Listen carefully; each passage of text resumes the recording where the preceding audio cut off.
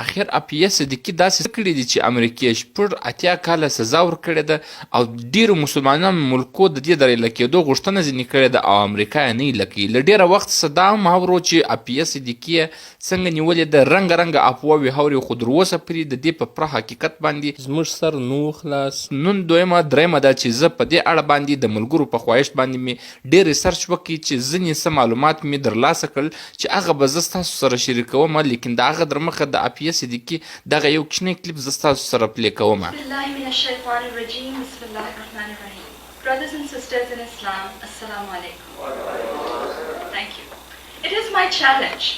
not only to every single person on the face of this planet Earth,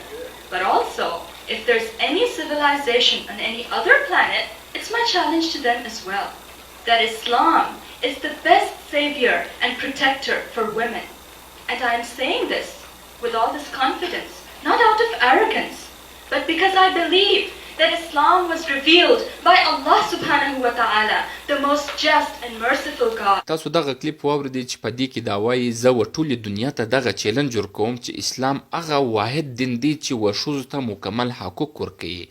دوستانو اپیه صدیقي یو داسې ذهینه ښځه ول چې په راتلونکي 300 کاله کې به هم داسې ذهینه ښځه نسي راځو چې په 1902 کې اپیه صدیقي په کراچي ښار کې پیدا سول چې بیا په 1990 کې امریکې ته پر سټوډنټ ویزه ولاړه چې تعلیم یې هلته حاصله کاوه او دا نیرو سرجن ول او هلته پی ایچ ډي وکړل. بیا دا د یو ریسرچ په دوران کې هلته په امریکا کې ودې ته $15,000 هم انعام میلاو سو. دا دومره ذهینه ښځه وه چې په هر څه کې به ریسرچ واخستی، هغه ریسرچ به دې داسې ځای ته ورساوي چې امریکایي ریسرچران ساینسدانان به ودې ته تعجب اخیستی ول چې دا دې وظیفې ته څنګه ورساوي. د اپیه صدیقي داسې ریسرچ ورسره ول چې د نړۍ غټ ساینسدانان ودې ته حیران ول. اخر د دې دغه ریسرچ او د دې دغه تعلیم دا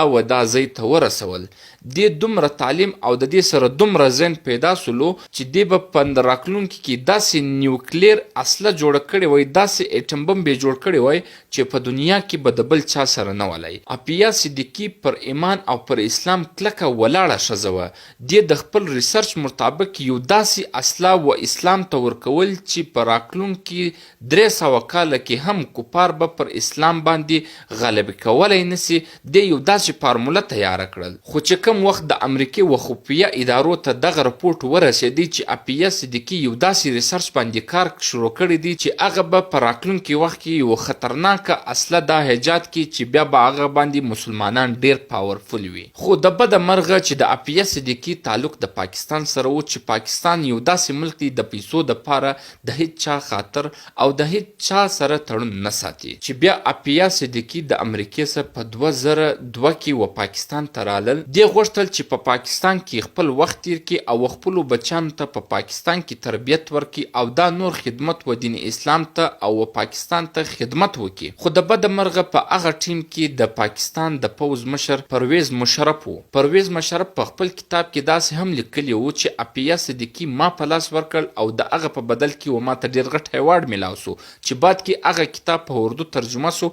او د هغه څپې پرې کړلې. راځو چې په 2003 کې اپیه صدیقي د دې د 3 بچانو سره اغواس وله او بیا در ډیره پرې د دې اس د رقم نه معلومه دي، لیکن بیا په ډیرو مزامتو او د دې کورنۍ او د دې مور چې کوم ول په دې پسې ډیر کوششونه وکړل چې اخر په 2009 کې د دې اف آی آر په کراچي کې کاټ سو. خو الته په بګرام جیل کې اپیه صدیقي صرف بندي نه ول، لیکن پر دې چې الته کم تشدد کم ظلم کېدی هغه ځینې خلک په دا رقم یادوي چې اپیه صدیقي سره په هر شپه باندې د 10 درشلو پرې زیاتی کېدی او دا هم ویل کیږي چې په بګرام کې به هلته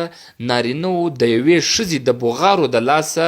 شپه او ورځ خوب پر دوی باندې آرام ولو، چې بعد کې هغه جیلیانو د دغه یوې ښځې پر بغارو باندې مزاحمت وکړي، 6 ورځې بوک هړتال وکړي چې موږ نه خوراک کوو نه څښاک کوو درڅو چې تاسو کوم ظلم پر دغه یوې ښځو باندې کوئ چې د هغه اواز موږ په غوږو د ننوځي او موږ له هغه اواز او د هغه ویرې لرې او له بیرې څه نه موږ خوب کولی سو، نه موږ حرام کولی سو، نه موږ ته سکون میلاویږي تر څو چې د دغه ښځې سره دغه ظلم بند سوی نه وي در هغه پورې موږ خوراک نه کوو. نو بعد کې بیا د هغه بګرام د جیل چې کوم انتظامیه ول هغه د دغه ښځې سره چې کوم ظلم و هغه بند کړي. خو خبره پر دغه ځای باندې خلاصه نه ده. د امریکې حکومت راولاړ سلو په 2008 کې یو گیم جوړ کړي چې په هغه کې دی دا یو څه لیکلي دي چې په افغانستان کې یوه ښځه وه د پردې و شاته پټه وه چې امریکي پوځیانو خپل مشنان او اسلحه ایښې وه چې دا په هغه باندې را دننه وتل چې و یو اصلي ته یې لاس کړي او پر پوځیانو باندې ډزې وکړي چې په بدل کې پوځیانو پر دې ډزې وکړي او دا زخمي سوله. او هلته په امریکا کې په 2010 باندې پر دې باندې مقدمې وچلوي چې دا یې په 6 درواغجنو کیسو کې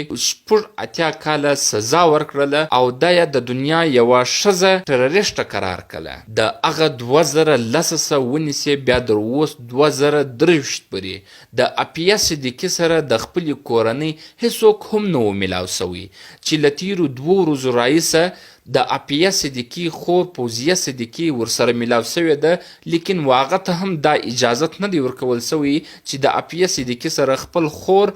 لاس میلاو کړي یا ورسره وویني یا په ځګر کې ورولویږي یا ودې ته د خپلو بچیانو عکسونه وښکاره کړي. نو د ویډیو مقصد مې دا و چې د اپیا صدیقي په حقیقت باندې ځان خبر کړو او موږ باید د خپلې مسلمانې خور کومک او مدد وکړو. که نور څه نسو کولی صرف دغه ویډیو در نورو مسلمانانو پورې ورسوو چې در څو زموږ پښتانه ورونه په دغه باندې خبر سي او د اپیا صدیقي سره پوره ملګرتیا وکړي در څو چې اپیا صدیقي و خپل کور او خپلو بچیانو ته راورسیږي. او اپیا صدیقي د دنیا هغه واحده کلکه مسلمانه ده چې دې در اوسه پورې هغه کوم ریسرچ دې کړی و هغه ریسرچ یا د دې سره چې کومه فارموله ده هغه فارموله یې در اوسه پورې و کفارو ته ورنکړه چې په دې باندې به کفار ډېر زوره ورسوي وای او مسلمانان بې ټول غلام ساتلی ولی. دی خپل ژوند داسې په خطره کې واچوي، خپل ځان یې په خطره کې واچوي، خپل عزت یې په خطره کې واچوي خو د مسلمان دپاره یې خطره نه که پیدا. نو زه و دغسې غیرتمنې ښځې ته افرین وایم او ما ته د رب العالمین هم داسې غیرتمن اولاد راکړي لکه حفیه صدیقي. امید کوم چې دغه ویډیو به مې د خوښې وړ ګرځېدلی وي. د راتلونکو ویډیو دپاره صدیق بلال افیشل پیج در سره فالو کړئ. مننه.